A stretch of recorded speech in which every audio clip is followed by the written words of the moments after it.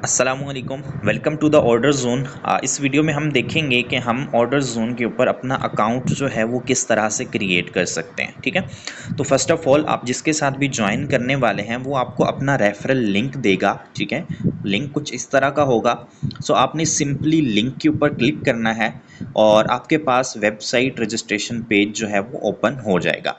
अब सबसे पहले ऊपर देखें, यहाँ पे यूज़र नेम लिखा हुआ है, तो यहाँ पे उस पर्सन का यूज़र नेम लिखा होगा जो आपको रेफ़र कर रहा है। ठीक है, तो आपने नीचे क्या करना है, अपना फुल नेम लिखना है। ठीक है, आपने अपना पूरा नेम लिखना है। मैं ये आपको डेमो अकाउंट बना के दिखा रहा हूँ, इसलिए मैं यहाँ पे डमी डिटेल्स फिल कर रहा हूँ। आपने ओरिजिनल डिटेल्स फिल करनी है।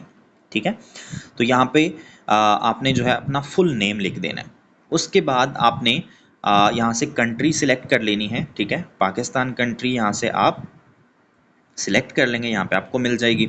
उसके बाद यहाँ पे आपने अपना फ़ोन नंबर लिखना है। ठीक है, जो भी आप लगाना चाहते हैं जो एक्टिव हो।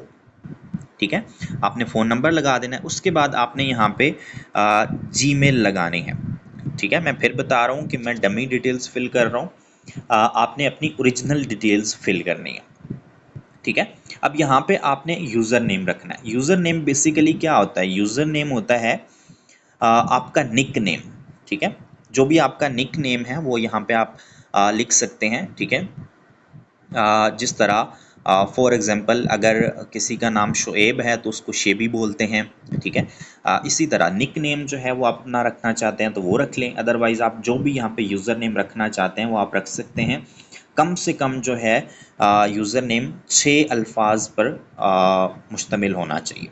ठीक है, तो जैसे फॉर एग्जांपल मैं यहाँ पे डेमो लिखता हूँ, तो अब ये 4 ये हो गए और 2 जो है वो मैं मैथ के लिख रहा हूँ। ठीक है, तो मेरा यूज़र नेम हो गया डेमो11।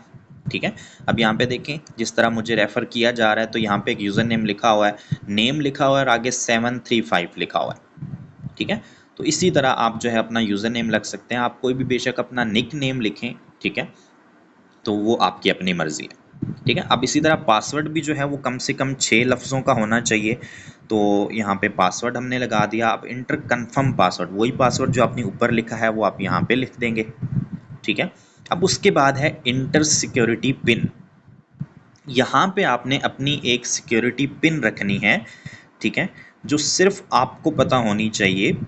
ये सिक्योरिटी पिन आप जब भी विड्रावल्स लेंगे या किसी को आप आईडी में से ही अमाउंट ट्रांसफ़र करते हैं तो ये सिक्योरिटी पिन आपको वहाँ पे ज़रूरत पड़ेगी। ठीक है, तो ये इसी तरह आप समझ लें जिस तरह आपका जैज़ कैश है या इजी पैसा है तो उसका एक पिन कोड होता है। ये भी इसी तरह का एक पिन कोड है। ये आपने अपनी मर्ज़ी का रखना है, बाद में आप चेंज भी कर सकते हैं।